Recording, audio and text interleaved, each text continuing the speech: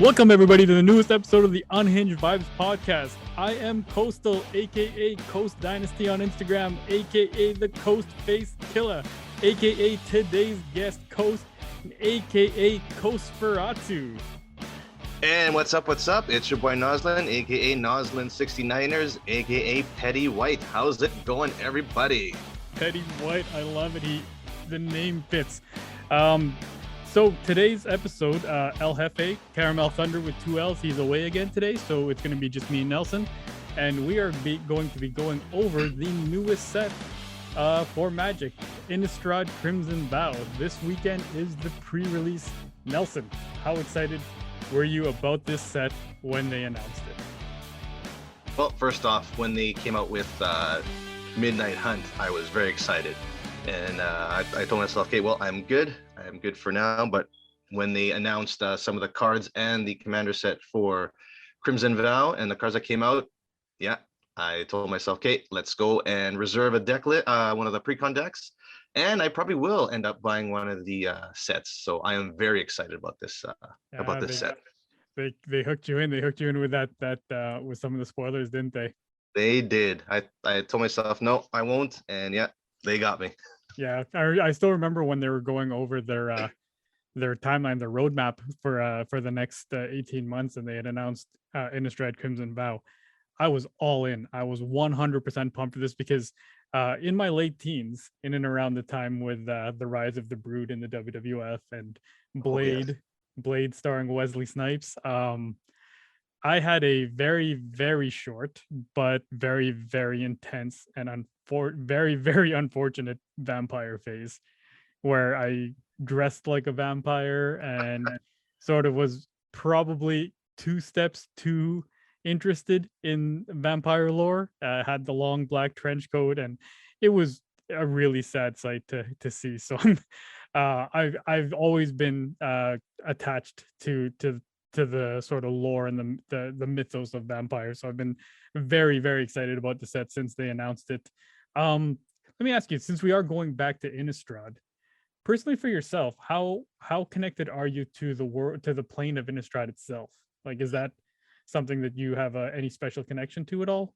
No, you know what? Not really. The only connection I had was when, if you remember a while back, I wanted to build a werewolf deck.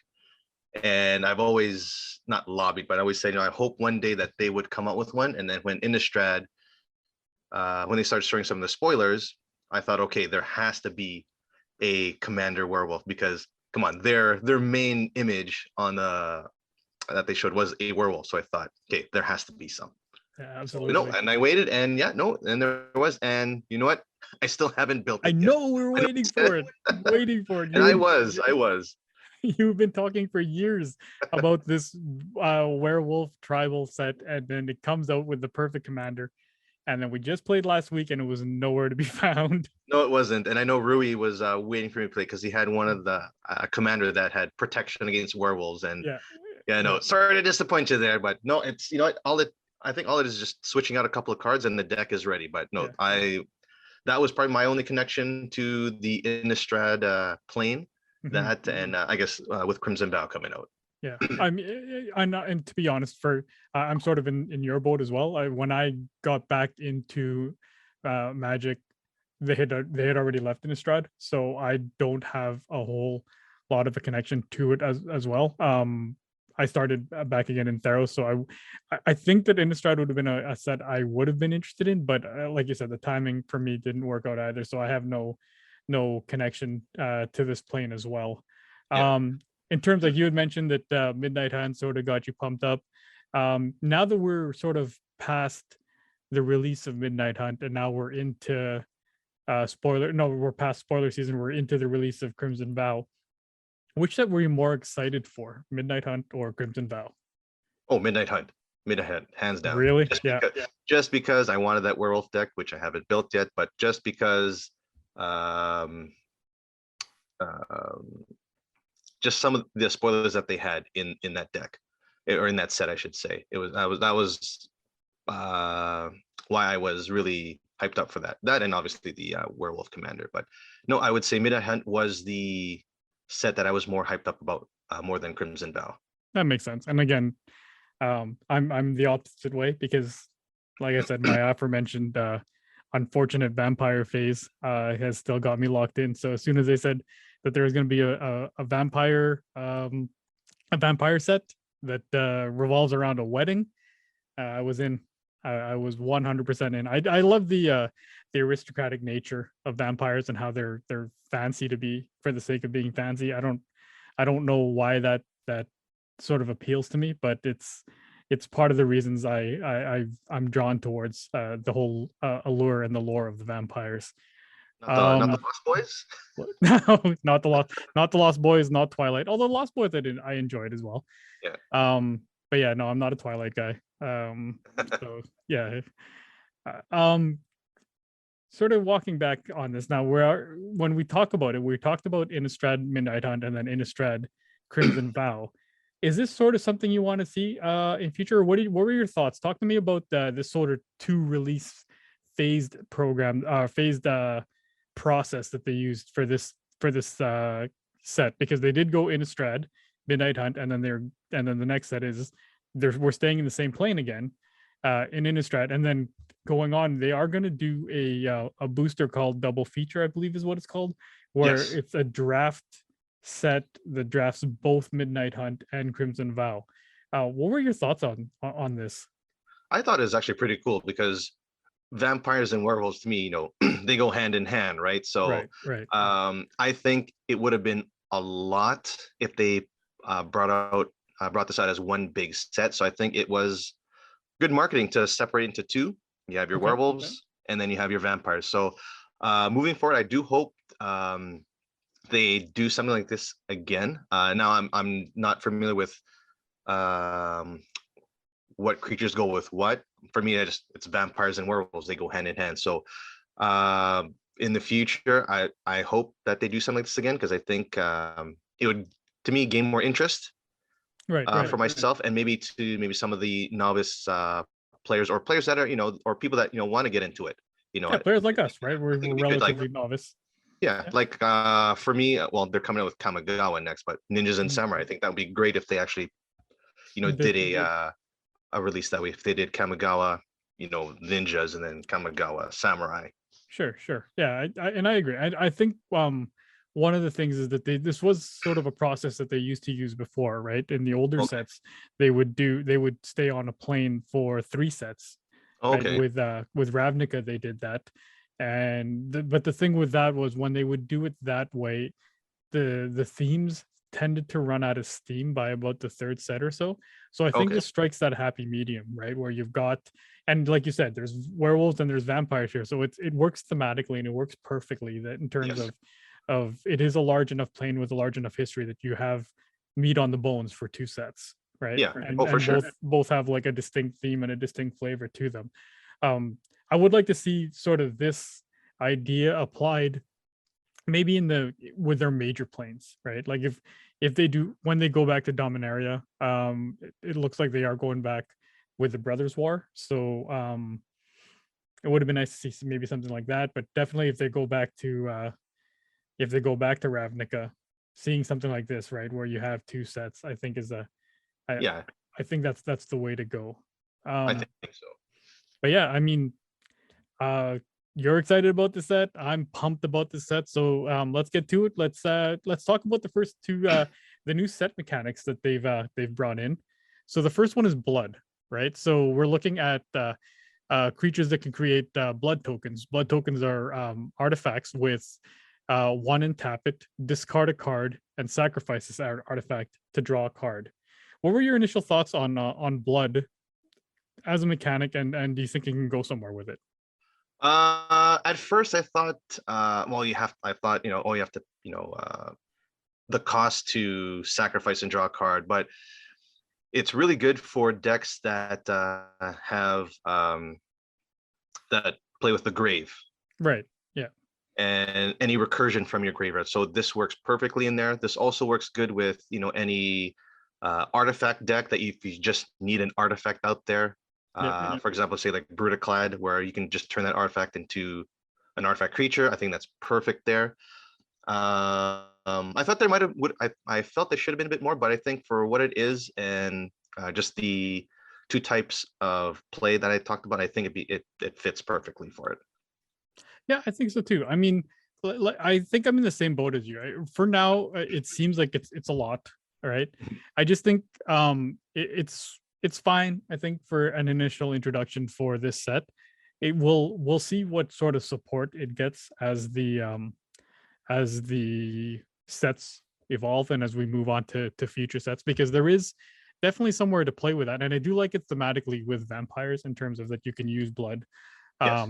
to your advantage. For like, I was thinking of well, we'll get into it a little bit later on, but there is an enchantment in the vampiric precon that plays with the blood tokens in a creative way that makes me think that there might be some space for this, right? Okay. Because Yeah. right now I think it's sort of in that area where it's like clues, right? Where Yeah. it's yeah, or food from was that Thorn of Eldraine? Was when they Throwing of introduced Eldritch, them? I believe. Yeah, I think it's Throwing of Eldritch. yeah. Yeah. So where it's one of those things where it'll be fine for a set, and then if you don't support it anymore, then it'll be sort of a relic of a bygone era eventually. Or if you do support it and you find creative ways to utilize it, sort of like Mhm. treasures. Like, Or because I energy. mean, yeah, energy was another one that sort of fell by the wayside. Yeah. But when we look at something like treasure, right? Like they found ways to play with that mechanic around, and it's huge. I mean, in our playgroup, treasures Oh, are monstrous, right? They're key, right? yes. We have a Someone even theme has song. someone has a theme song every time it's played. Boom. Oh, Rui was getting so mad. Yeah, he was. Yeah. No, but yeah, no, I think I'm in the same boat as you. I think that there's right now it's fine, and then but there's potential. So Yes. Oh, there is. we'll see how it evolves. The next one is a little more interesting, and we're talking cleave. Have you seen Yes. anything? Yeah, so cleave is basically there's a casting cost for the cards, and then there's an alternate cleave cost where it says you may cast this cost for this spell for this cleave cost, and if you do, you remove the words in square brackets. Mm-hmm. All right, so I mean, an example of the card is looking at something like Dig Up, which is a 1 green sorcery where it says search your library for a basic land card, reveal it, put it into your hand, and then shuffle. But the cleave cost is 1 black, black, green, and then you take away the words basic land and you take away the words reveal it, and it ends up being search your library for a card, put it in your hand, and then shuffle. So it becomes basically diabolic tutor at that point, right? Yeah, just a poor man's version of it. Yeah, basically, yeah. So I mean, I've heard the criticism that it's kicker with extra steps, which I mean, sure, but I mean, then if you go that way, then everything's kicker with extra steps. Yeah, everything's a kicker. Yeah. So, what are your thoughts on cleave? There's some spells. I haven't gone through all of them, but there's some spells where if you were to copy the spell, I think it would I think be a very strong card or very strong mechanic. But just on its face, it does take extra mana from you. It is that extra quote unquote kicker cost. Yeah. Like you said, some cards are good. Like for example, like tutor. It's a poor man's vampiric tutor or demonic tutor if Right, you can't right. afford it, right? Or for I guess a tutor for that color that doesn't have good tutors. So it is a poor man's tutor, and like I said, if there's ways to copy the spell, then I think it's very good. Yeah, But again, it's going to be an expensive cost to play the card. Yeah, I mean, I think there's definitely a huge space to sort of evolve in this. I think kicker is a valuable mechanic that is thematically and flavorfully boring. So I think that if you replace, like going forward, if instead of using kicker, you use cleave, and it's just one of those things where it says, instead of saying if you paid the kicker cost, you do this, you put what the card does in brackets, and it just makes it a little bit more interesting. You could play around with the flavor of the cards. Yeah, I think there's space for cleave. I think that going forward, I wouldn't mind if cleave just replaced kicker. Period. And then then we just have that as the new kicker. I think is where I think the direction is going to go with cleave. Yeah, But which commander is it that actually Halar, I think, is the kicker commander. Right. That so I think, yeah, I think in time, I think it'll probably end up going with Cleave. There'll still be some decks out there that will use kicker. Oh but, yeah, I'm not saying they're errata all kicker. I'm just saying. Oh yeah, no, yeah. Yeah, in But future I think, sets. but I think Cleave might be the new kicker. Yeah, that's what I'm thinking too. Yeah. I'm thinking that it just, yeah, and also it saves on texts, right? It saves on making that text box a little smaller, because then you can just have one description with square brackets, and it'll change the entire definition of the card. So it just allows them to play around a little bit more. Yeah, I think so. So those were the two new mechanics, I believe.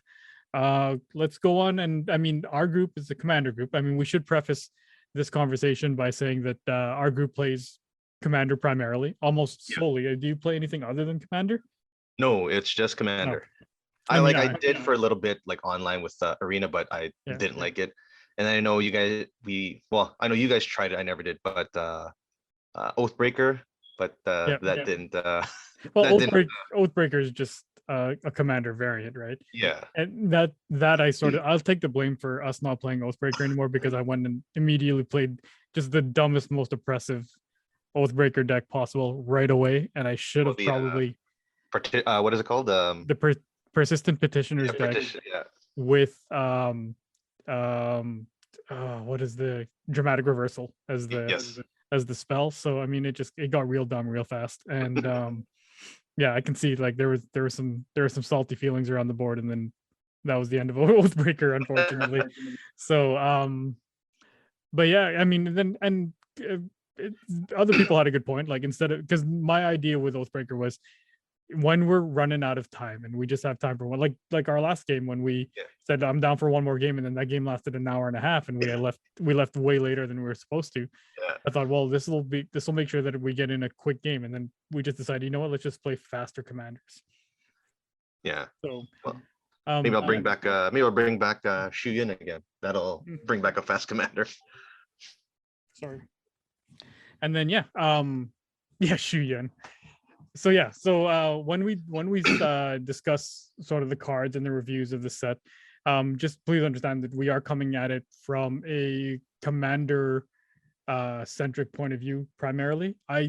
This set has excited me enough that I might go back to Arena, but yeah, like primarily we are a commander group, so we play commander. So we're looking at the cards from a commander point of view first. So Nelson, let's talk about the precons. All right. So hey, I'll let you talk about the first one and bring it up. All right. So our first the first commander we're going to bring up is the box commander for Spirit Soldier, for the spirits, which is Millicent, Restless Revenant. It's a legendary creature, Spirit Soldier. This spell costs 1 generic less to cast for each spirit you control, and has flying. So whenever Millicent, Restless Revenant, or another non-token spirit you control dies or deals combat damage to a player, create a 1/1 white spirit creature token with flying. Lots of text, but yeah, it's when I first saw it, I thought this is the deck to have for me. I don't really have an Azorius commander, so I thought, okay, well, this would be a good Azorius commander to try out. Not a lot of I don't recall a lot of spirits that I had on me right now. So, what it does, when it deals damage or creature dies, you get another spirit token with flying. So, I think there's a lot you can do with it. Again, the more spirits out there, the less the commander will cost. So, commander tax might not be an issue if you have a lot of spirits in there, unless you get board wipe.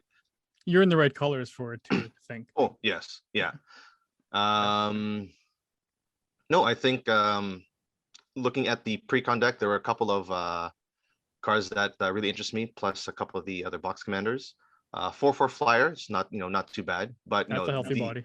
That is definitely a healthy body. Yes, but the 7 mana cost does pose a little bit of a problem. But again, once you get all the spirits out there, that should negate the casting cost for the commander. Yeah, I mean, the challenge with this, I mean, you look at that, and the first thing you look at when you see this card is you'll see that 5 white Yeah. blue, and you immediately go, "Ugh," right? But Yeah. Oh, I no, right mean, away. I can't imagine anybody ever casting this commander for 7 mana. I can't No. imagine anyone tapping 7 mana to cast Millicent.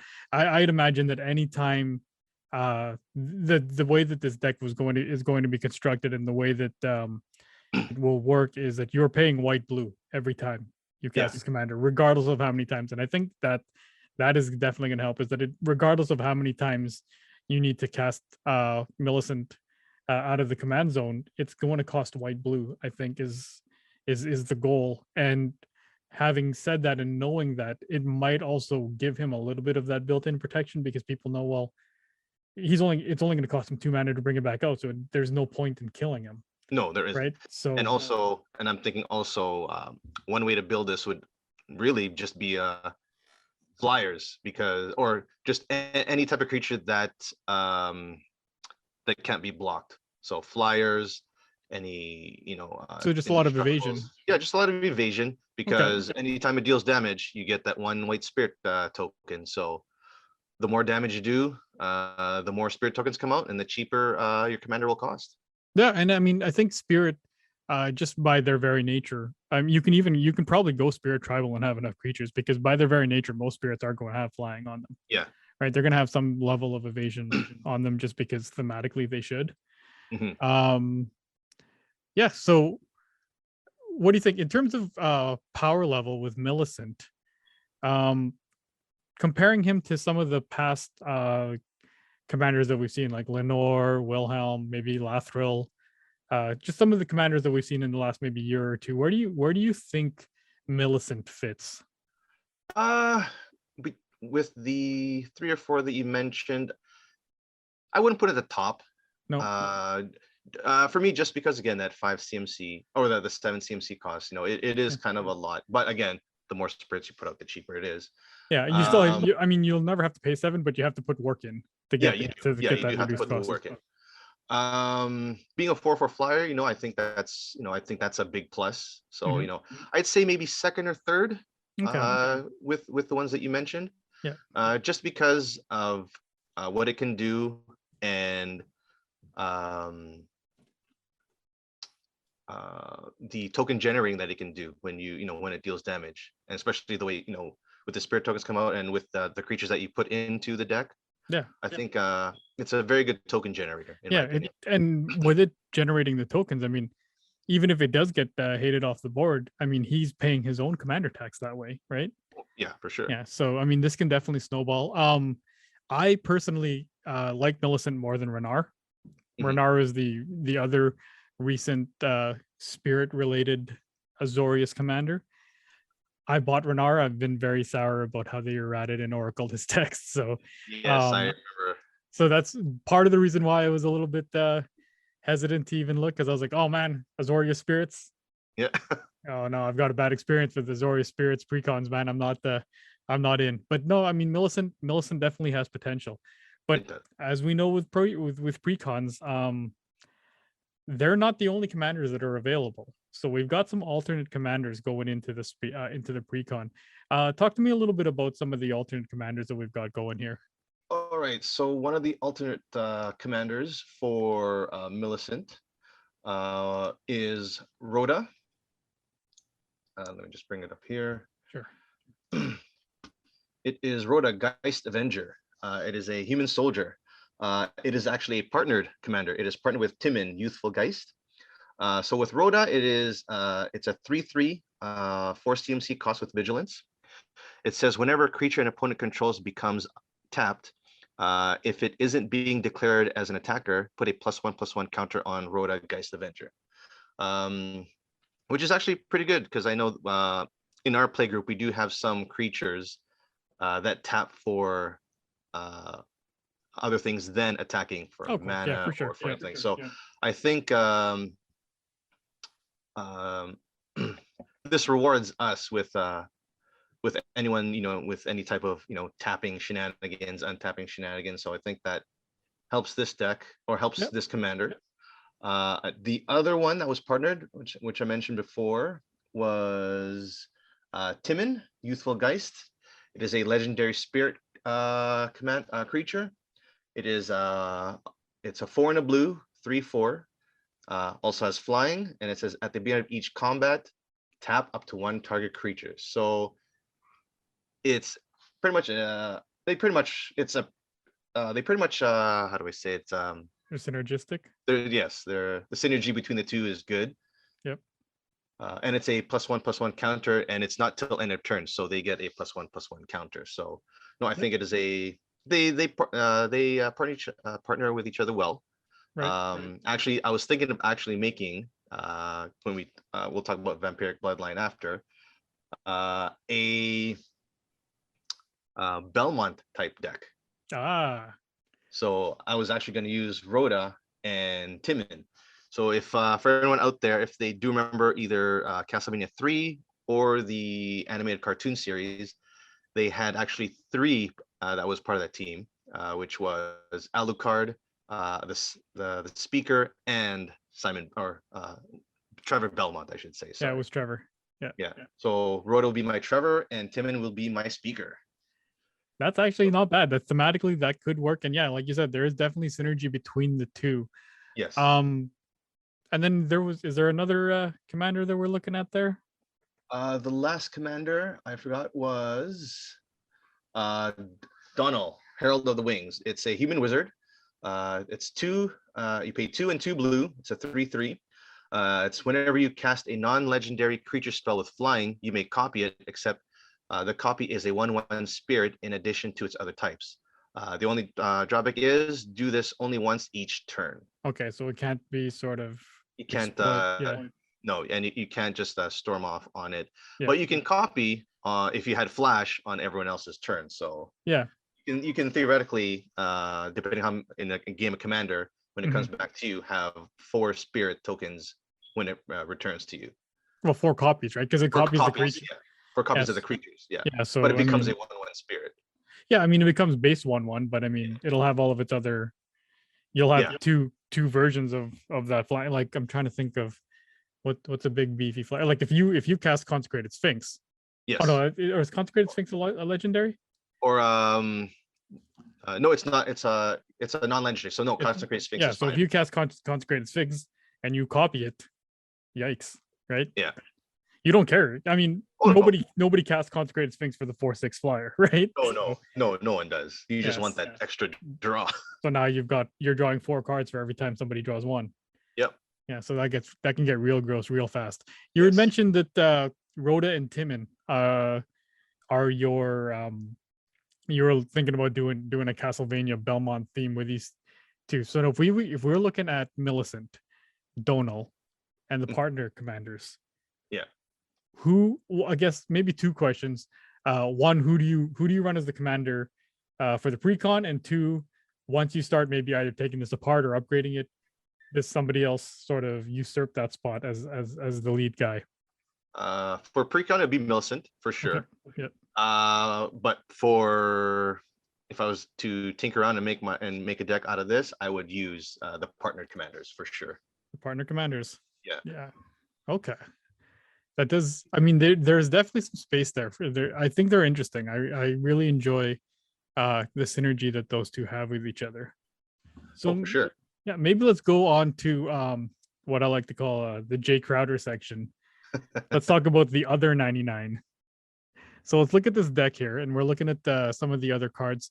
Let's talk about not just maybe we'll discuss not just the reprints, but also some of the new cards.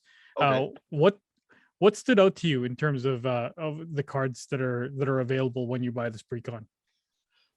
When I buy the precon, I guess just some of the other older commanders that I've never owned before and seen, like Oyobi, who split the heavens. Never seen that before until I saw the deck list. Yeah. Source to Plowshares. That was another one that when I saw it, I'm like, oh, okay, so it's I never owned before. They need to keep reprinting the hell out of that card. They because do. It's just such a staple. Yeah, and like in the end, really just some cards that I wanted to own, but I couldn't purchase, whether they're, for me being the budget guy, too expensive for my liking. Like I said, Source of Plowshares, that's in there already. I did have a Ghostly Prisoner, but doesn't hurt to have another one, right? Nope. Midnight Clock was another that I saw, and who was the one? Kami was another one that I never had before. Thought of purchasing, but you know what? Thought I'd wait. But when it came out, here it is. There's definitely a couple of decent commanders. There's Kami, of course. There's Geist of Saint Traft as well. I think that's a solid addition as well. And what was the other one that I saw? The Hallowed Spirit Keeper was another one that I saw, where it's a pay 1 and 2 blue. It's Avatar 3/2, has vigilance. When Hallowed Spirit creature dies, create X 1/1 spirit creature tokens with flying, where X is the number of creature cards in your graveyard. So that could be a powerful card if built right. Or yeah, absolutely. I mean, it's definitely strong support, right? Especially if you are going to be creature heavy, right? Yeah. Were there any new cards that sort of stood out to you in the pre-con? For this one, just the new commanders that were there, especially Rhoda and Timon. Those ones, and there was one, but I for the life of me I couldn't remember which one it was. I know you were talking to me about how much you were excited about Haunted Library.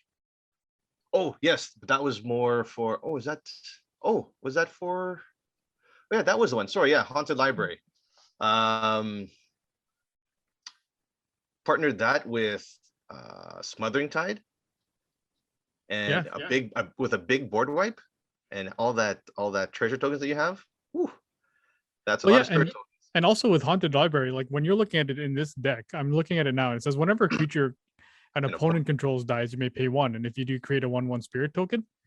So basically, anytime you swing, if you have Haunted Library and Millicent on the board, anytime you happen to swing with a spirit, it's going to get you another spirit, right? Because if it deals damage, Millicent will create a spirit, and if it gets blocked and dies, Haunted Library can create a spirit. So you definitely have some backup there in terms of wanting to build out and flood that board with all of the ghosts. With Haunted Library, though, it's when a creature an opponent controls dies. Oh, it's a creature opponent controls. Yeah. Oh man, I'm looking at that the wrong way then.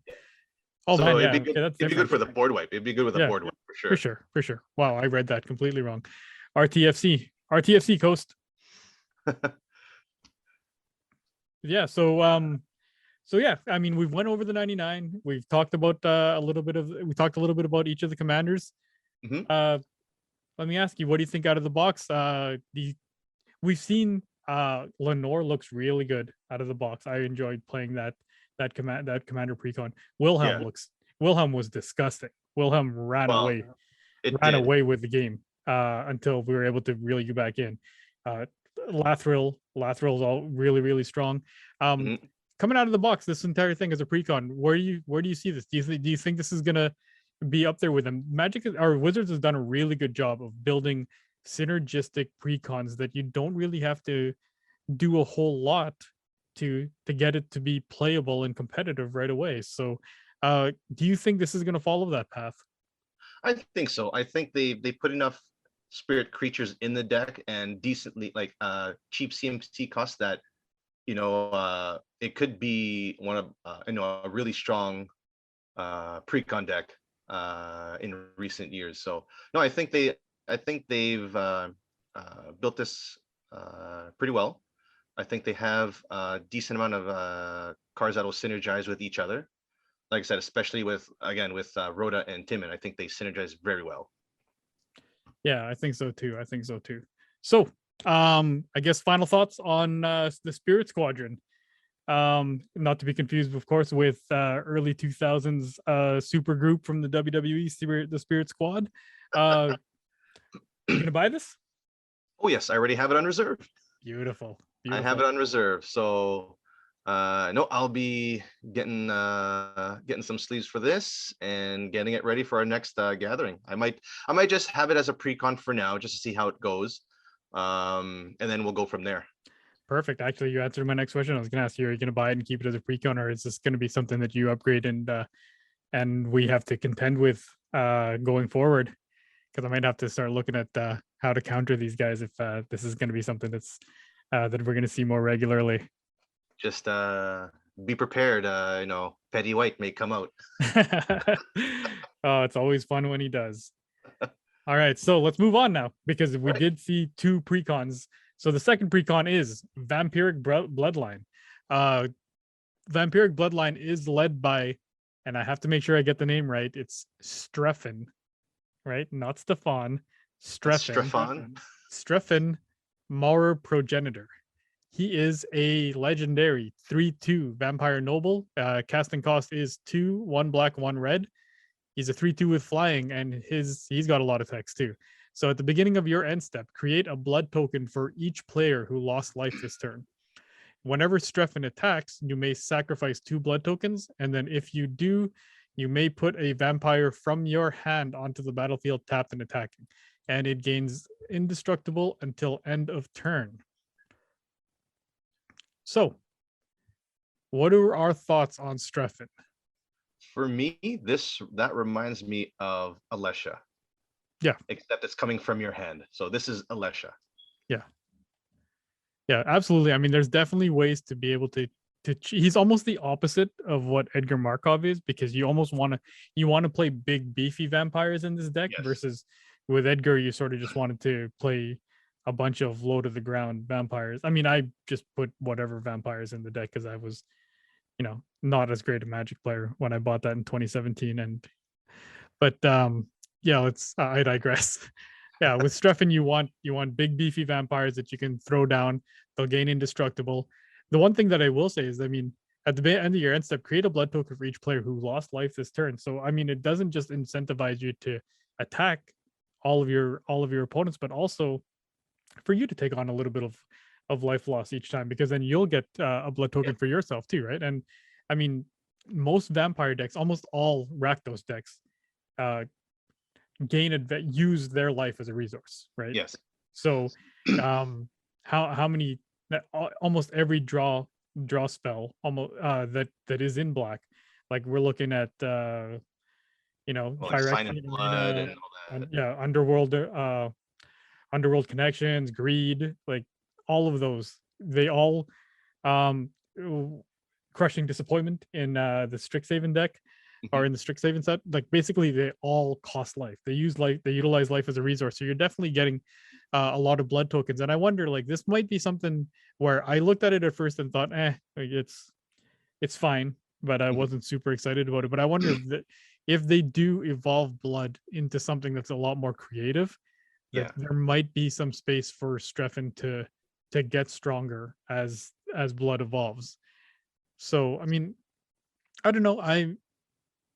Maybe my expectations were too high on what the vampire commander was going to be, and maybe it's just because I don't fully quite grasp how good blood can be. But I was personally a little disappointed with what Streffen is. What about yourself? You know what? I didn't really think it was going to be that powerful. Like, I was in your boat too, where, well, it's blood tokens. You do have, there's that extra cost to draw a card. You have to, discard and Pay one, and tap sacrifice one tap. it. Yeah. But reading it again, to me it's Alesha, but just playing from your hand. Yep. And we know how strong Alesha can be. Yes. The one thing I would add into this deck, too, actually, I don't remember what the mono black equivalent is to Arcane Adaptation. If I don't remember what I don't remember offhand what Arcane Adaptation does. It pretty much, it turns all you pick a creature, creatures in your hand and on the field become that creature that you select. I have it in my Yuriko deck, so everyone's like ninjas. Oh, okay. So yeah, so I would add the mono black equivalent of that, and what is that card where it's Rakdos? It swings when it has to attack by itself. It either destroys the creature or brings you down to 1 life. I forgot what it was called. Not Heartless Hitotsuku. I'm trying to remember. but I would Yeah. add Okay. that. Okay. But yeah, but no, it's fine. I don't think it's too powerful because again, you are limited just to vampires itself. So Yep. you pretty much got to be vampire heavy to, to I guess gain some steam in this deck. Yeah, this is Uh, definitely a tribal deck for sure. He's yeah, definitely a tribal commander. yeah, and really, it's going to be a lot of enter the battlefield and attack triggers and damage triggers, I guess, right? But yeah, you're mainly sticking with vampire tribal if you want to fully use his mechanic. Yeah, and I wonder if maybe if we are sort of maybe putting a little bit too much of an emphasis on his second ability and not enough on his first. Like I Yeah, said, if blood can be utilized in a way where if you flood the board with blood tokens, you're going to be able to do something with them. He's a great commander then, because that first ability that allows you to create basically 4 blood tokens per uh, turn, like per attack. end step, right? I mean, he doesn't even you don't even have to attack. You just have to make sure that everybody loses life, Yeah. right? And I mean, to make everybody lose life in Rakdos is super easy. The That's only thing I can think of is equipping him with an equipment that gives him +1/+1 for every token that you have. yeah, That's one. or and there's something in the actual set itself that allows you to utilize blood tokens as weapons. So that's Okay. yeah. So we'll talk about that in the Jay Crowder section, but there is there is definitely there's some potential there. I wonder if that's something that maybe he's going to be stronger if you have if you play around with him and do a little bit more outside of the precon. Yes. But yeah, I digress. It's fine. Maybe my expectations were a little too high. So we'll move on. We do have we do have alternate commanders as well in Vampiric Bloodline. We've got not Timothy, we've got Timothar. So we've got Strephon and Timothar. So I mean, I guess it's the vampire theme of being like unnecessarily fancy. You're not Steve and Tim, you're Yes. Strephon and And Timothar. So we got Timothar, Baron of Bats. He's a 4/4 legendary vampire noble. Casting cost is 4 black and black, and he's got Ward, discard a card. Whenever a non-token vampire you control dies, you may pay 1 and exile it. If you do, you can create a 1/1 black bat creature with token with flying, and it gains when this creature deals combat damage to a player, sacrifice it and return the exiled card to the battlefield tapped. So that's the one alternate commander, and then just like with the Spirit Squadron, they have a set of partner commanders as well. So they've got Camber the Plunderer, who is a legendary vampire rogue. The 3/4 who partners with Loreen the Diversion. The casting cost is 3 and a black. Camber has lifelink, and whenever a creature dies, you gain 1 life and create a blood token. So here we go with the sort of ability to overwhelm the board with blood tokens, right? And then so Loreen the Diversion is 2 and a red, partners with Camber. She is a 3/3 legendary human rogue with first strike, and she has 2 mana and sacrifice an artifact, which blood tokens are artifacts. Mm-hmm. Sacrifice an artifact or a creature, and you can goad a target creature. So I don't have a whole lot to say about Timothar. I mean, I don't really.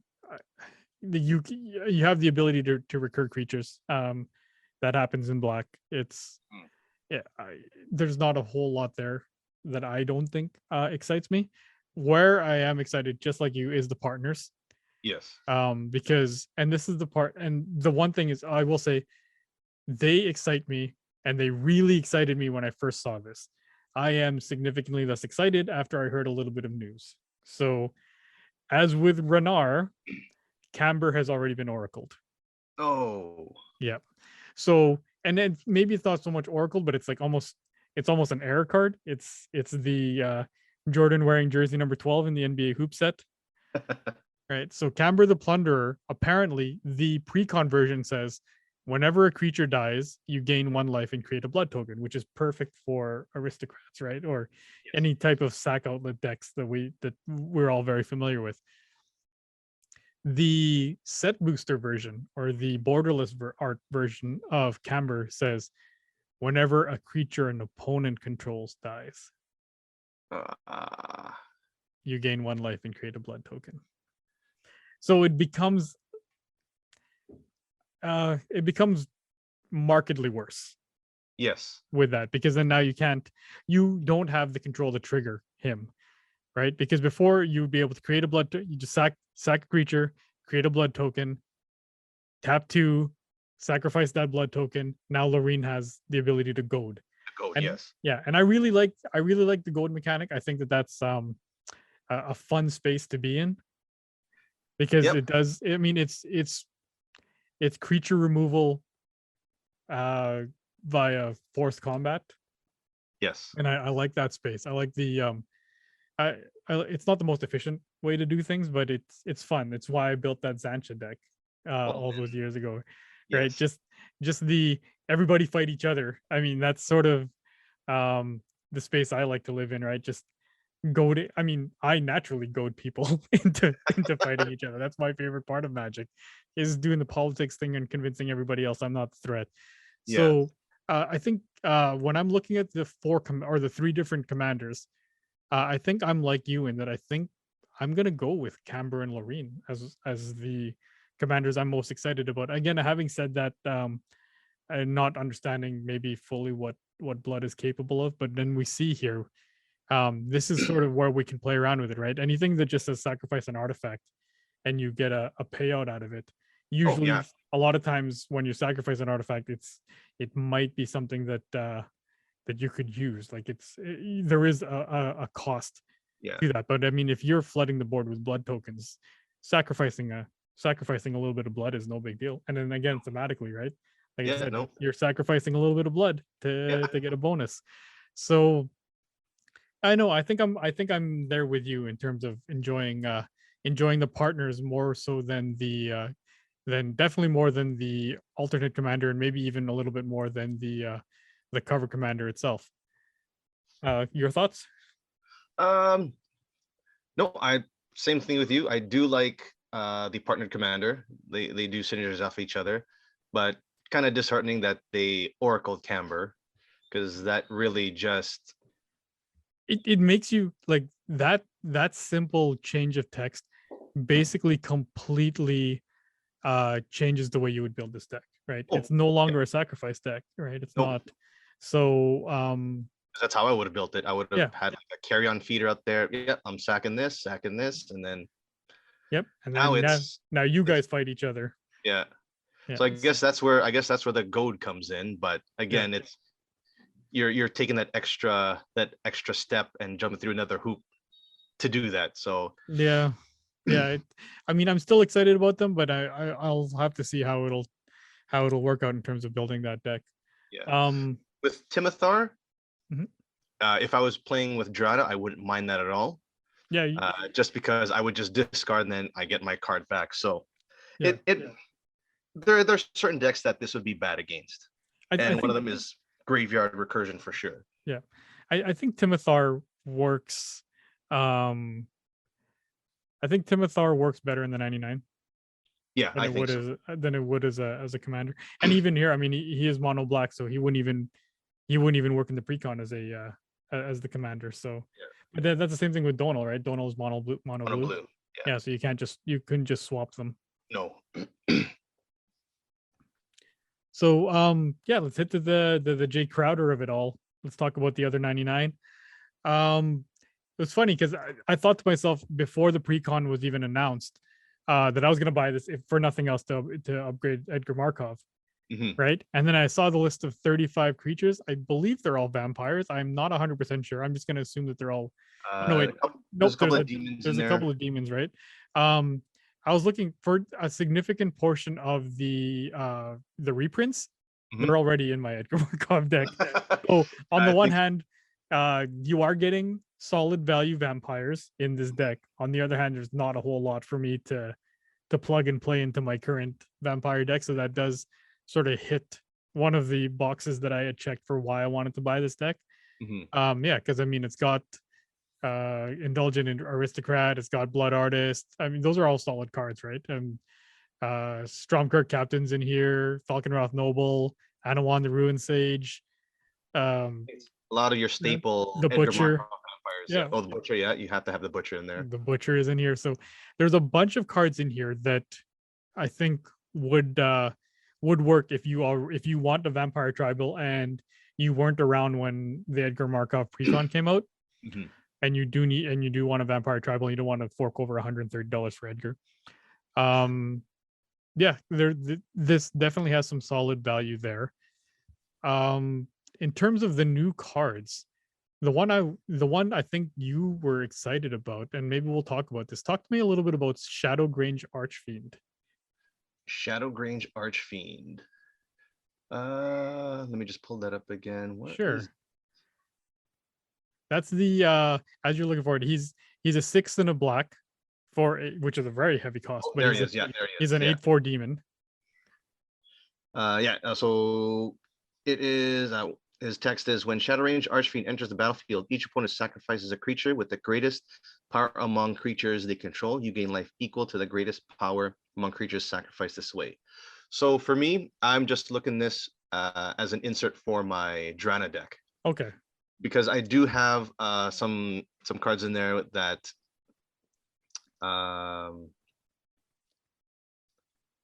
have sacrifice creatures and like that, but this would just be another one with an added an added bonus of gaining life. So, and I know with our play group tends to have a lot of big creatures, whether they're big creatures coming out or with added counters. So I think this would be a great opportunity to, why not exploit that and gain extra life, and maybe add in a couple more cards like another Bola Citadel or something. Yeah. That I can use. But no, that was one card for sure I wanted to add. And since we're on this one, another one was Predator's Hour, which is a sorcery. Okay. So talk to me about it. Yeah, explain what it is. Okay, so Predator's Hour. Until the end of turn, creatures you control gain menace, and in quotes, whenever this creature deals combat damage to a player, exile the top card of that player's library face down. You may look at and play that card for as long as it remains exiled, and you may play, or you may spend mana as though it were mana of any color to cast that spell. That is powerful, and period. So it doesn't say till end of turn. No, it doesn't say till end of turn. So, and it is actually, I may want to buy this precon deck because it's actually, according to MTG Goldfish, $14.99 US. Yeah, so it's already up there in terms of price. Yes, so I may have to get away from the deck list or the box set and buy this as well. Yeah, you know what? I was thinking, like I said, I'm not. One of the reasons I'm not super excited about Streffen. So I almost don't even want to play this as a precon, which is unfortunate. I do want the partners. And there a lot of the reprints I've already got. So there's sort of reasons for me to sort of shy away from wanting to buy this. But there are a couple of cards in here that I want to talk about that I'm really excited about. One of them is Nirkana Revenant. I think Nirkana Revenant is gonna be a staple, not just in the vampire card. This is gonna be a mono black staple going forward. So I think if nothing else, for value, get this precon, because this card is going to be going into everybody's mono black decks. Nirkana Revenant is a vampire shade, 4 black for 4/4. Those are not the reasons why you want to get it. Nirkana Revenant reads: whenever you tap a swamp for mana, add an additional mana, or add an additional black mana. So it is a mana doubler, or not maybe a doubler, but it'll give you an additional mana every time. So I think that is already immediately incredibly strong. And like I said, that's going to go into everybody's, that's an auto include in everybody's vampire deck. That's an auto include in everybody's mono black deck now, I think. For sure. So there's definitely one there. One card I definitely wanted to get to was for the vampire deck is Olivia's Wrath. I don't know if you've seen that. It's 4 and a black, and each non-vampire creature gets -X until end of turn, where X is the number of vampires you control. In Edgar Markov, that is a bomb. That is a bomb of a card. That is a single-sided board wipe, and it's -X. So the indestructibles Yeah. It's not going to. Yeah, you are not going to be protected. No, not at all. So I think that is a scary card. That is definitely going to go into anybody's vampire decks. The last one I had mentioned to you that there is a way to play around with blood that I think is going to be interesting. Yes. So there is an enchantment. There's an enchantment called Arterial Alchemy. Now I'm torn as to whether or not this is actually good, but I know it's interesting. And what if you know from our play groups, I'm okay with playing interesting even if it's not good, right? So Arterial Alchemy is an enchantment that is 2 and a red, and it reads, when Arterial Alchemy enters the battlefield, create a blood token for each opponent that you have. And then blood tokens you control are equipment in addition to their other types and have equipped creature gets +2/+0 and equipped 2. So now you're basically taking blood and you're turning it into a sword. So, Yes. I mean, that's, like I said, I don't know if it's good because it gives a +2/+0. If you were to give me a sword that was a +2/+0 equipped 2, it's not great. That's No. that seems a little overcosted, but at the same time, I mean, it's fun and it's interesting. So Yeah. I mean, jury is still out on it. I don't know if it's an effective card. I do know it's an interesting card, and I think it opens up the space, the creative space for what you can do with blood tokens. Yeah. Both mechanically and thematically. Mm-hmm. My only thing would be is you're going to be spending mana to equip. So yeah, in the end, you're getting you're pumping up whatever creature you're equipping it to. It's just you're going to be now spending mana which could have been used for somewhere else. Yeah, for sure. Like I said, I mean, I'm less excited about what the card does and more excited about what the card represents in terms of what about the space of where they can go with blood. I think is because the thing is with energy, like we talked about, energy sort of fell off the wayside. A lot of it is because when you leave Kaladesh, there's no sort of thematic reason to go back to energy. The thing with blood tokens is that on almost every plane there's vampires. So at least it can thematically be inserted to each plane. There's room to play around with what you can do with blood tokens, and I think that's more what I'm excited about. So, final thoughts on Vampiric Bloodline, Nelson. What do you think out of the box, and are you buying this? Was I able to sell you in this last little conversation? Oh man, you know what? I like the 2 partners are really good. That one spell I do really want, which is the Predator's Hour. I am teetering right now on buying this. I'm still buying the Spirit one. That is for sure. No, there is a lot of value in this deck, in this commander set, especially Narcana Revenant, like you mentioned before. Like it's pretty much going to every mono black / vampire deck out there. Yeah, it seems like it's going to be a staple. Yeah, and just looking at it right now, it's $15.99 US. So I don't think that's going to be going down anytime soon. I think at launch, I don't think that price stabilizes. I think it goes up. Yeah, I think so. So, it'll be a last minute decision for me to buy it, but it is very tempting to purchase this deck for sure. Yeah, I think I'm in the same boat. If I buy this deck, I'm buying it and immediately taking it apart and throwing a lot of those pieces into my existing Edgar Markov deck. There's just, I was looking and I thought, oh, you know what? I think I'm just gonna hold off and buy the singles that I want from this deck. But I'm looking and I think the six or seven singles that I want, they're already close to the price of the precon. So I might as well just you might as well just get it already. I might as well just get the precon because it's I'm looking here and the prices are already pretty high. And like you said, Predator's Hour is not cheap. Narcana Revenant is not cheap. Olivia's Wrath is going to get up there soon. Is gonna go up, right? As people build vampire decks, that's gonna go up because that is. I'm trying to remember. Kindred. It's basically Kindred Dominance for vampires only. Yes. Right? I don't know if you know that. Do you know that card? Dominance? Yeah, that's the mono blue enchantment, I believe. No, Kindred Dominance is it's a black sorcery, and it's. I'm trying to remember it offhand, but it's basically choose a creature type. Yeah. Choose a creature type, destroy all other creatures who are not of that type. I'm trying to So think. I'm trying to think the other kindred that's mono blue. That's an enchantment. There was a kindred something. yeah. All right. So we've gone over the two precons.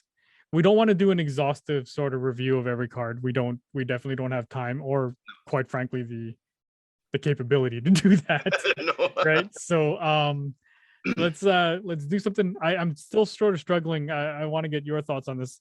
I want to name this category either Jessica Thrice Reviewed or 3 Visits. And what we're going to do is each of us are going to take 3 cards, 3 pet cards that we've got from the set, and we'll talk a little bit about it. Nelson, your thoughts on maybe we'll do yours first. Okay. And then so we'll go there. What cards do you want to talk about? Okay, so my first one is going to be Dawnheart Geist. Dawnheart Geist. It is a spirit warlock. CMC is 1 and a white. And it's a 1/3. It's Okay. whenever you cast an enchantment spell, you gain 2 life. So for me personally, this is a card when I was going through the some of the cards that were in the set.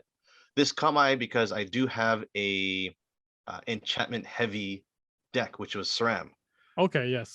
And with all my enchantments that are in there, they are, cheap CMC, 1, 2, maybe 3 at the most. So life gain from casting enchantment, with SRAM, I get to draw a card as well. Like that's like added bonus if there wasn't any. Yeah, you're basically you're adding fuel to the fire there by getting a life gain as well, right? Yeah. And I remember playing that deck. Maybe let's say turn 5, turn 6, I'll be able to cast like, let's say at least 3, 4, maybe 5 enchantments. So really that's like 10 life that I could gain in 1 turn. So that's actually not bad to have. No, definitely not. And then you can play around with using that life for something else, right? Oh, for sure. Yeah. Yeah, so that's one of the cards that that caught my eye in that set for sure was Dawnheart Geist, because again, gaining life in a game, is very important. Yeah, absolutely. Yeah, life gain. I mean, if you use it, if life gain itself, maybe not so much, but when you utilize it as a resource afterwards, absolutely, it's definitely vital for sure. Yeah. So what's one of yours? So I'm gonna go with, I'm gonna stay in white as well. I'm gonna go with by invitation only. So by invitation only is a white sorcery. It's 3 white, and it's choose a number between 0 and 13. Each player sacrifices that many creatures. Ooh. So yeah, I like that because it is, our group, and I mean Commander in general, has sort of evolved where you can definitely get around a lot of the more vanilla board wipes out there, right? Just destroy all creatures, destroy all. You can, there's heroic intervention. There's a ton of ways to sort of protect them by making them indestructible, right? Mm-hmm. I like this because you're sacrificing. Yeah. Right. You're sacrificing, so it gets around. And the thing too is that it's got that modal sort of situation where if you are going up against a Voltron deck and they have, maybe 1 support creature, and then they've got their sort of suited up Voltron commander ready to swing big, you can choose the number 2, and then you're throwing away, your 2 least valuable creatures, but you're wiping their board because they've got to sacrifice those 2. I like that. I sort of like that modal aspect of it, that you can choose 13, and just if somebody's running away with the game, you could pretty much take care of almost their entire board. Yeah. Oh, for sure. Right. And or you can run real low to the ground, and it can be sort of situationally almost a targeted removal for anybody who's got a protected beefy creature. Yeah. So that's sort of what I thought with by invitation only. I think that's going to be a card that I'm going to be on the lookout for. I think that's that replaces a lot of the more vanilla board wipes that are in a lot of my decks that have white. Right. Well, that's not fun to play against me. Yeah. So I immediately thought of you and your Voltron decks actually when I saw this card. Yeah, so that by invitation only. That's my first card. Let's go to card number 2. All right. So for me, I'm going to mono black, Mind Leech Ghoul. You pay Ooh. 1 and a black, and it's a zombie and has Okay. exploit. And for those that don't know what exploit is, it's when this creature enters the battlefield, you may sacrifice a creature. So the text for Mind Leech Ghoul is when Mind Leech Ghoul exploits a creature, each opponent exiles a card from their hand. For this, I immediately thought again because I've recently built my Drana deck. Okay. So right away, this would be an auto include for my Drana deck and for my Geese and Geralt deck. That's what I was thinking. Yeah. That's what I was thinking is Just Geese and because it's Geralt. a low CMC cost. But no, this would be perfect. So for anyone like for our group, sometimes we do get down to a couple of cards in hand. So now you gotta choose which card do you exile. Yeah, you And can it's make exiled. you can make someone run out of gas real fast. Oh, for sure. If you can cycle this where you're recurring it frequently, this is a dangerous card. Yeah. Well, that's what I did, I guess, that last game you played with Flushbag Marauder. Yeah. Yeah. That's what I was thinking is this could, I mean, you cycle on between this and Fleshbag Marauder and it gets real dumb real fast. So yeah, it does. Yeah. And I don't mind taking the hate right away. Just for me, it just makes me think hard on how to create decks and how to protect my decks. Yeah, for sure. I don't mind that at all. But yeah, so that's my second card. It's also a 2/2 zombie. So yeah, it has exploit, and whenever it exploits the creature, exile the card from hand. So yeah, I would just exploit this, send it to the grave, and then just bring it back again. Yeah, and I mean, and yeah, exploit is an ETB effect. So if there is any decks where you can bounce this, I mean, then you're laughing, right? For sure. So what did you have for the next card? So for card number 2, it's actually it would be really valuable if you are doing the Mind Leech Ghoul thing. Because my second card, I'm gonna stay in white. I'm gonna go with Welcoming Vampire. So Welcoming Vampire is 2 and a white. It's a vampire, hence the name Welcoming Vampire. It's a 2/3 flyer with whenever one or more creatures with power 2 or less enter the battlefield under your control, draw a card. This ability triggers only once each turn.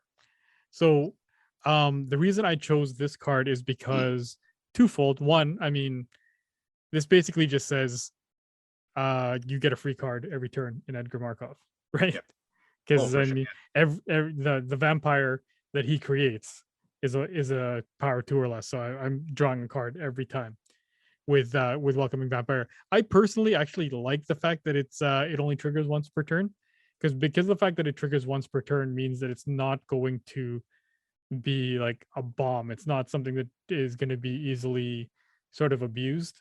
Yeah. So it's not going to be a hate target. No. It can just sit there. It can sit there quietly. There's not going to be a whole lot of, nobody will really want to spend a removal spell on it, and then I can gain that slow incremental value through it, either through Edgar Markov. And the reason why I also chose this is because my last foray into MTG Arena, the deck I used was white weenies. So it was just flood the board with a bunch of small, low cost white creatures and just overwhelm, and then alpha strike with something that pumps them up. This is perfect in there. Yeah. This is perfect in there. This gives you gas for days, and yeah, you throw at least a 3 of these, and I think you're singing. Yeah, you know how I am, right? It's all about incremental value for me. You can't cast what you don't have in hand. Nope. This helps with that. So I'm always a big proponent of the Magic equivalent of eating your veggies. This is steamed broccoli, baby. That's what this is. So yeah, so let's go with your third card. What were you thinking? So my third final card, sticking with mono black, I'm going with Toxrill, the corrosive. Oh, Toxrill. It's an expensive card, CMC wise. It's 5 and 2 black. It's a legendary slug horror. Quite a bit of text here on this one. At the beginning of each end step, put a slime counter on each creature you don't control. Now that's each end step, so that's every single end step in the game. So every player's end step. That's second part. Creatures you don't control get -1/-1 for each slime counter on them. And then last is whenever a creature you don't control with a slime counter on it dies, create a 1/1 black slug creature token. There's also one on the bottom says you pay Dimir, sacrifice slug, draw a card. So the reason why I selected this card is it'll be a nice challenge for me to build just because of the expensive CMC cost. It is an expensive card. Very expensive. But it's you can sort of, it's almost a in a way controlled one-sided board wipe, if you want to say.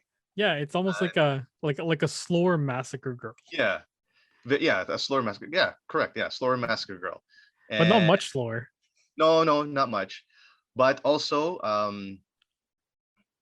there's also payoff when the creatures with the slime counter dies. You get a slug token, a 1/1 slug token. So really, if someone were to play, let's say, it'd be someone like Krenko. Someone would play Krenko. Yeah. So when my end step hits and someone has, let's say, 50 1/1 goblins, they all die, and then I get 1/1 slugs. So this is really good against those type of decks. Yeah, absolutely. Those token decks. I think that Toxrill, I mean, when you look at his cost is high for sure. But I mean, you've got everything you need on there. And the fact that he's he's 5 black, but he's a Dimir commander. Yes. Right. So, I mean, you are going to get the ability to draw cards through blue. You're going to be able to bounce. You're going to be able to protect him with counter spells. And then just the fact that he's 7/7. I mean, basically, if Toxrill the Corrosive was made 15 years ago, he's a dragon. Yep. Right. He's a 7/7. Right. So you wipe the board, and all you got to do, I mean, you keep if you keep him protected, you keep that board wiped. You only got to hit a guy 3 times.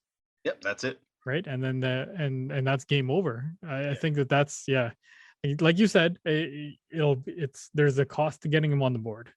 Oh yeah. But if you can get him on the board and you can get him protected, it's tough to win if you can get him on the board and protected. I don't know how we can overcome that without getting him off the board. And also, and it's not pay Dimir, sacrifice, or tap sacrifice. It's just pay Dimir and sacrifice. So if you have a lot of mana, you can just hold that mana, and then at end step just sink it all into additional draw cards. I think it's a really, really potentially scary commander.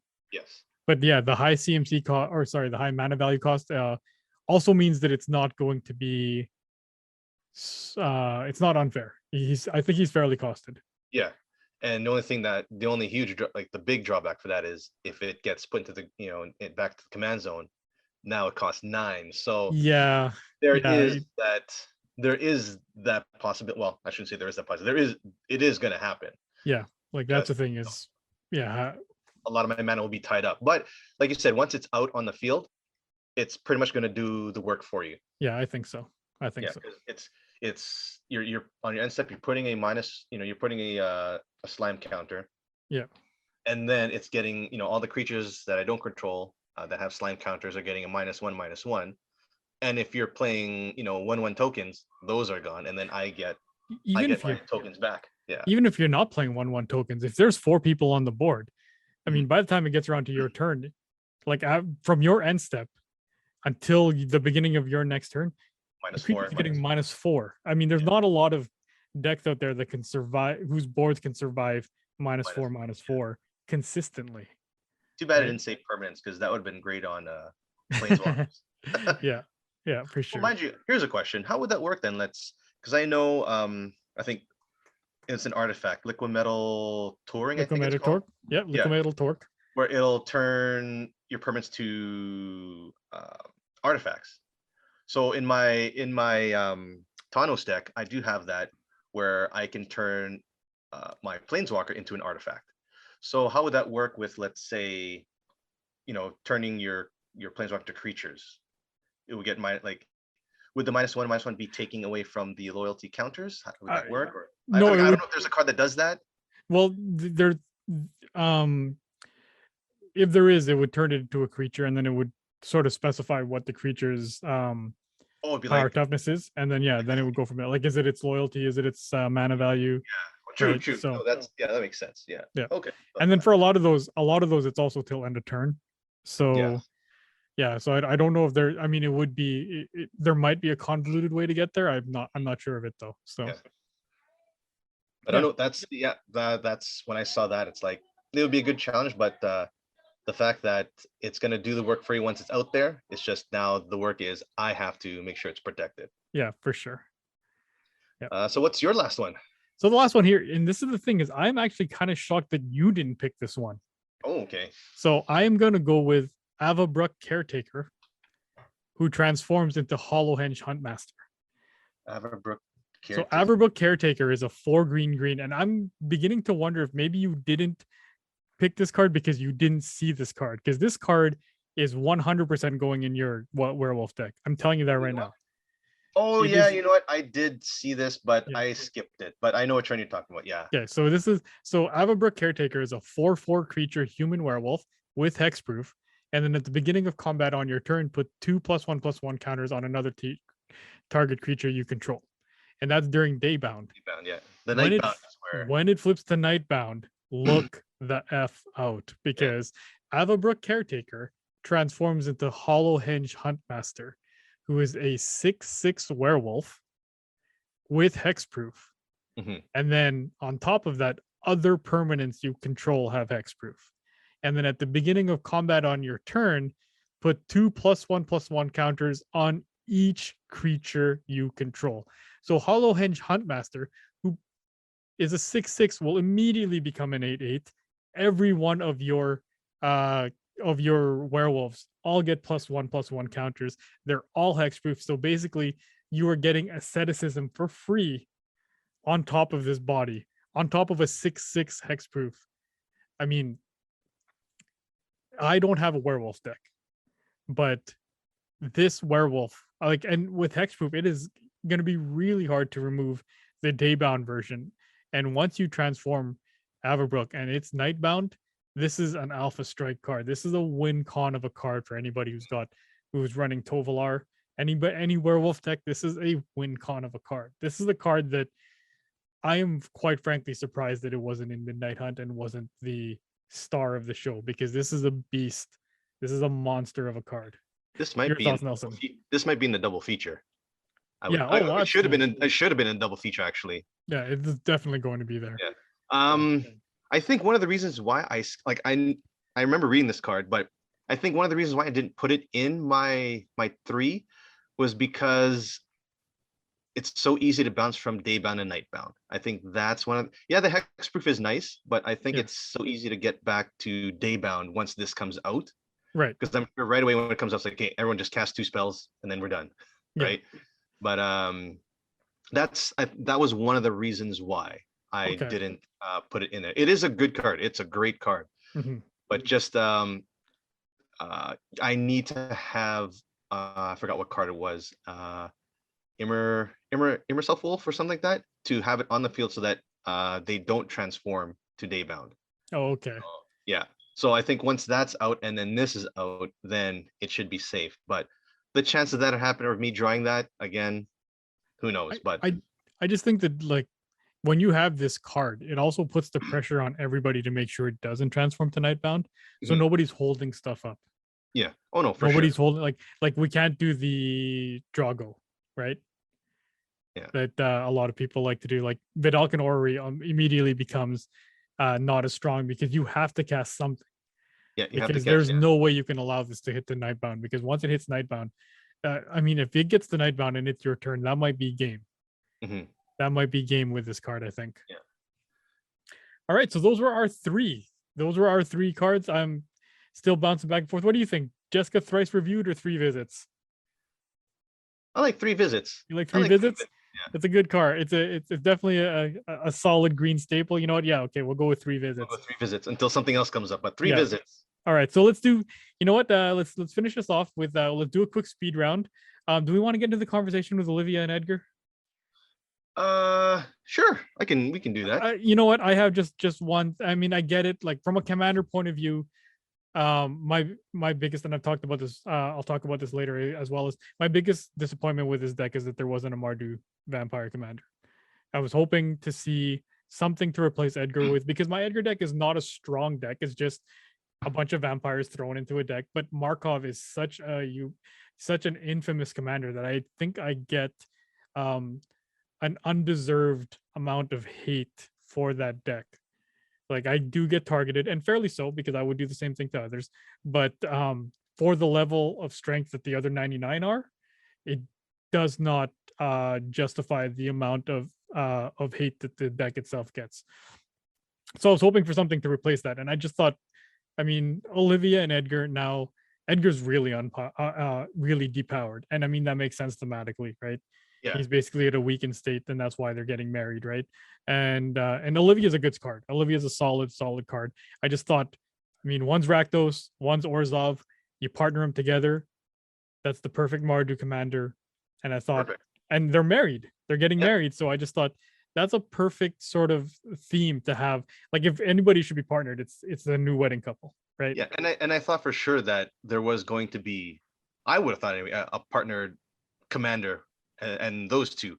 I know we talked about it before, but we weren't sure how that would translate into the other formats, Yeah. Magic. But I just thought, you know what, if that was the storyline, I think Yeah. they should have just went with it, Yeah, because yeah. honestly, I think either way, like, it'll be played no matter what format. So I think it should have been that would have been a great Partner. partner for this, if not for the precon, for the set. Yeah, and I think that's what I'm gonna do too. I think I'm just gonna end up building a deck with them as partner. Yeah. And then it just sort of, we'll just have the rule zero conversation. All right, hey, are you guys okay with me using Olivia and Edgar as partners? And that's great. I mean, I don't think our play group would have an issue with that. But I mean, if I go No. out somewhere else, and if somebody says, yeah, they're not partners, so I don't want that, and I'll be like, okay, well then I'll just play Edgar Markov. Good Yeah. fucking luck with that, because I'll play the one who's okay. You don't want me to play the thematic guys, using the rule zero conversation. Fine, I'll just play the most overpowered vampire of all time. Like, would you, if that's what you want? So I would just Mm. before even the rule zero, I would put your Edgar Markov deck out and put your partner deck out, and then hopefully they'll see it's like, that's okay. The partner deck is fine. The partner deck is fine. We'll go with that. Yeah. So, I mean, like I said, we neither one of us are experts in standard, nor do we pretend to be. Excuse me. And neither one of us are experts in limited, so we don't know what the effect would be. Yeah. I do know that I've heard that New Capenna, Streets of New Capenna, is going to be a 3-colored focus set. That's the other thing too, is with this set that you've noticed that a lot of it is 2-color focused. Mhm.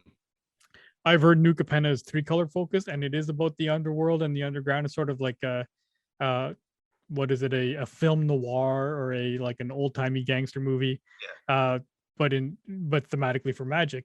And you know that if we're talking about sort of the underground crime, that there's room for vampires there. So that's where I'm hoping I find that Mardu vampire to replace Edgar Markov. Mhm. A couple of other quick cards. Sorin the Mirthless. Let's talk about Sorin the Mirthless. In terms of Sorin, not so much the card himself, because he's okay, right? Like, let me just quickly go over what Sorin is. And he's one of the planeswalkers. He's a 2/black with 4 loyalty. +1 is look at the top card of your library, and you may reveal that card and put it into your hand. If you do, lose life equal to its mana value. Right, that's a typical black staple. -2 is create a 2/3 black vampire token with flying and lifelink. Again, typical black ability. And then -7, his ult is Sorin the Mirthless deals 13 damage to any target, and you gain 13 life. Ults rarely ever come into play, so you're looking at those first two.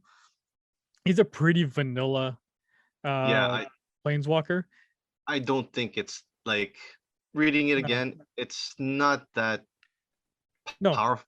I don't say it's that powerful. Like, even if you do get your ult, if let's say a lot of us are still at 40, okay, 13, like, no big deal. And no big deal, right? To one dude. Yeah. Right. Like, the ult should be game winning, or at least game changing. Yeah. And like, somebody, was it the other Sorin where it brings someone down to 10 or 1 or something? Yeah. Bring someone. Yeah. Sorin Markov. vanilla Soren Markov was bring someone down to 10 life. Yeah. And then you've got Soren's Revenge, right? Soren's Vengeance is a sorcery that deals 10 damage. So yeah. So really, that if that would be yeah.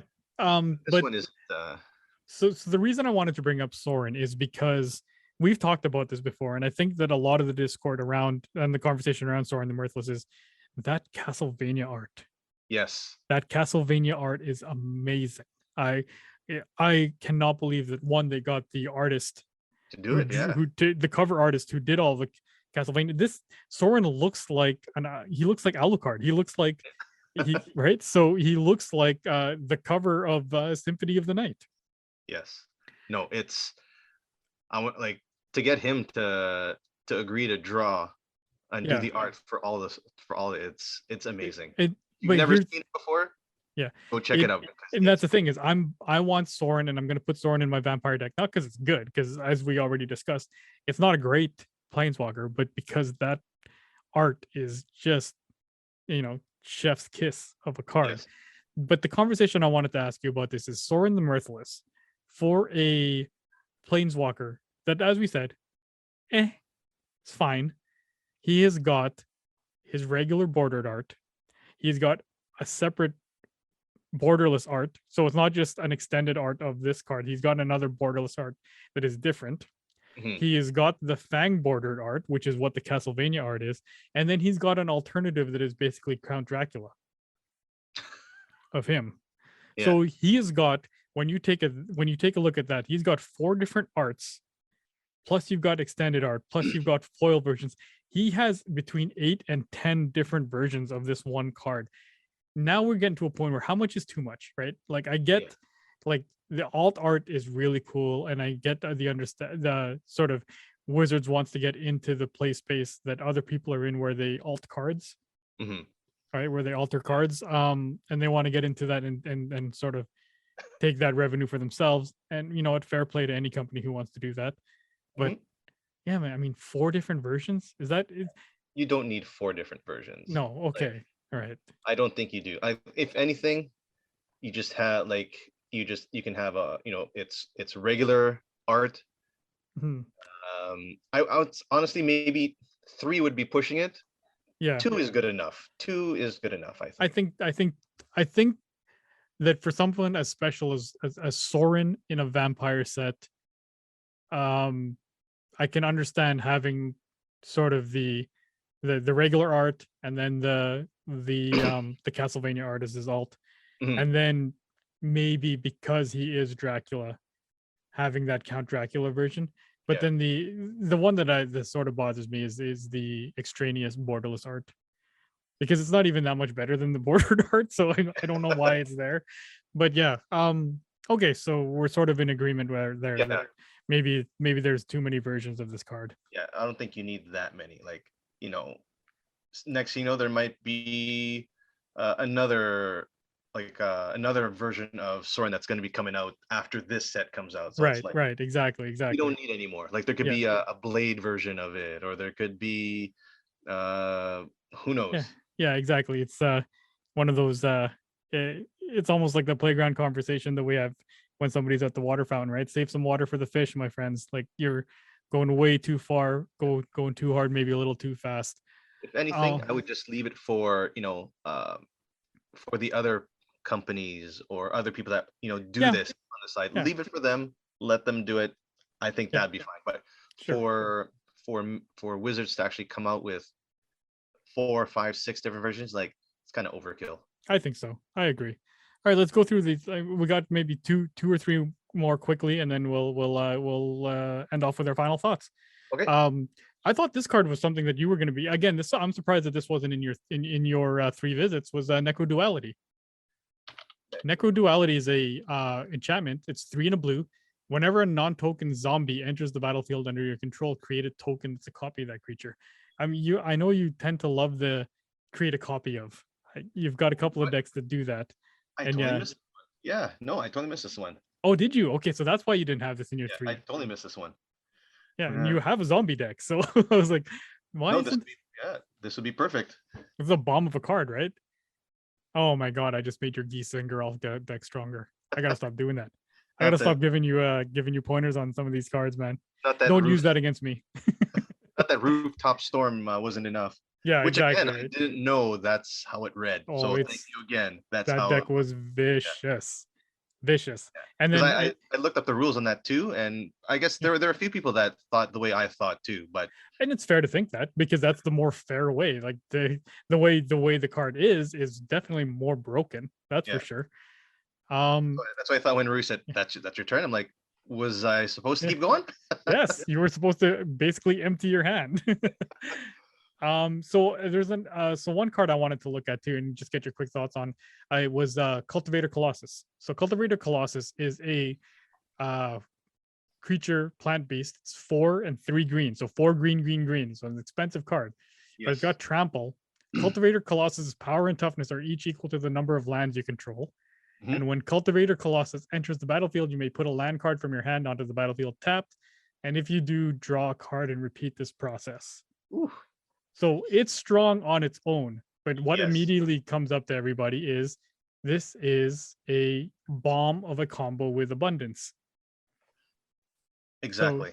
so yeah, with abundance, because abundance reads if you would draw a card, you may instead choose land or non-land and reveal cards from the top of your library until Mhm. you reveal a card of the chosen kind. And then you put that into your hand.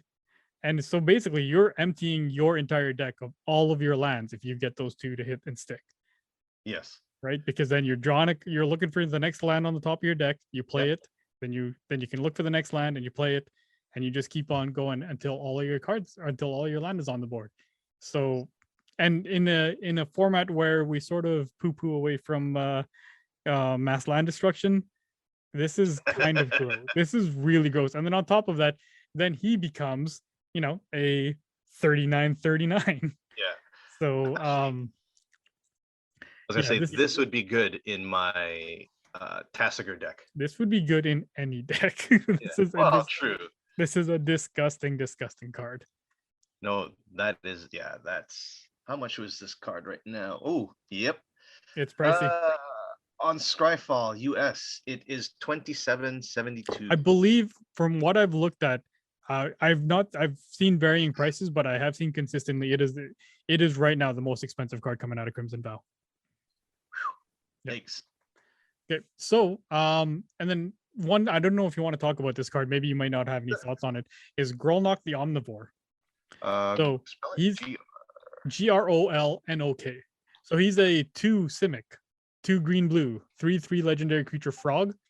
Whenever a frog you control attacks, mill 3 cards, and then whenever a permanent card is put into your graveyard from your library, exile it with a croak counter on it, and then you may play lands and cast spells from among cards you own in exile with croak counters on them. So he's a very much like sorry, I'm trying to remember which deck you had that did this. But yeah, you can basically cast cards, from your that you've exiled, and you don't need to have him on the board. He's really more of a I think he's gonna be a CEDH deck. He doesn't really interest me. I just wanted to sort of point him out to you. Just don't wanted to know if you had any thoughts on it. Oh, he was like I think like Captain Ripley was doing that for a little bit. Okay. Of course, playing cards from exile. Yeah, I know that was a card that sort of got a little bit of excitement. I wanted to see what your thoughts were. I don't have a whole lot of thoughts. I pay very little attention to a lot of the Simic value engines that are out there now because I've got You got like a few. I have more than enough Simic decks, so I'm trying to branch out and move into other directions. So if you have no thoughts, we can move on to any relation to Gitrog here? Well, they're both frogs, right? And I guess that's the name. That's the naming convention. Mm-hmm. No, you know what? I've seen it. I've just looked at it briefly. I don't really have any thoughts on it at this moment. So okay. It's just not. Yeah, it's nice to play cards from exile. Okay. So at least that way your cards are protected. So. All right. So the last card that I want to talk about with you is Wedding Ring. Wedding Ring is an artifact with 2 white that costs 2 white, and it reads: when Wedding Ring enters the battlefield, if it was cast, target opponent creates a token that's a copy of it. Whenever an opponent who controls an artifact named Wedding Ring draws a card during their turn, you draw a card.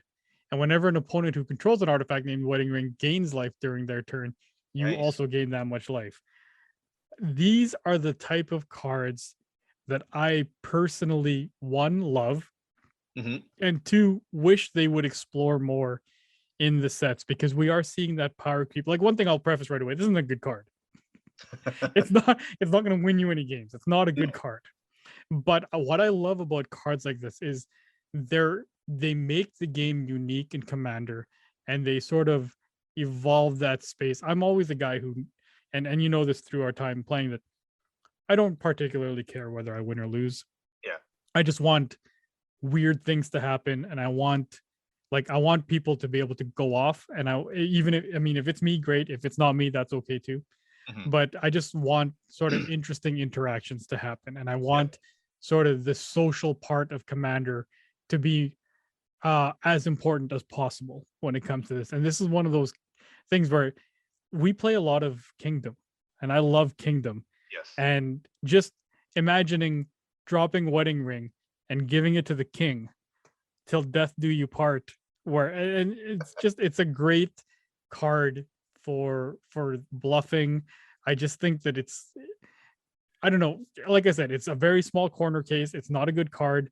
I just look at that and immediately thought this would be a super fun card to play in our group. What are your thoughts?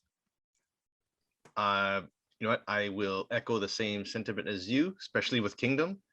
A great card to bluff whoever is king, and we played a lot of it, and we know we always like to do that. Yeah. Um, what was it?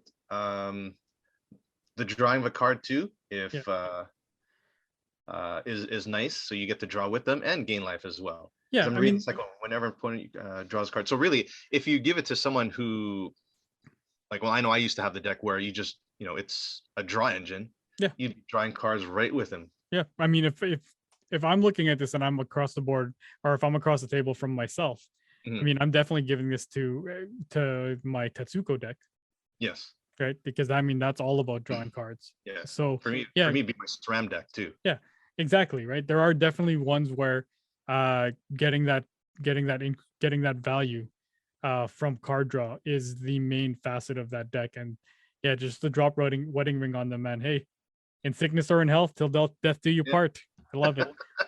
All right, man. So final thoughts. Final thoughts on Crimson Vow. You said you were excited going into spoiler season. What are your thoughts now? You know what? Still say the same. I am still excited, even as we went through all these cards. Some cards that I missed, that I should have seen. Excited to hopefully get one of those too. Still teetering again on the Vampire Bloodline. I know you almost sold me, but I'm still teetering on that one. But Yeah. I'm really excited about Millicent and the Spirit deck. That to me is looks like a very powerful deck coming just straight out of the box. Yeah. How about you? So for me, I was super, super pumped when they announced this set. I was even more excited when I saw what Midnight Hunt had to offer for the werewolves. That may have gotten my expectations a little too high. Going into this podcast, I was actually a little bit down on Really? Crimson Vow, because I thought it's not quite delivering what I thought it would. I wasn't the blood tokens were not quite what I was hoping for in a mechanic at first. I was very disappointed in Streffen, and I was incredibly disappointed that there was no Mardu vampire commander. Mhm. But after talking with you after this podcast, I'm back. I'm back, baby. Didn't take much. Could did it not be take much.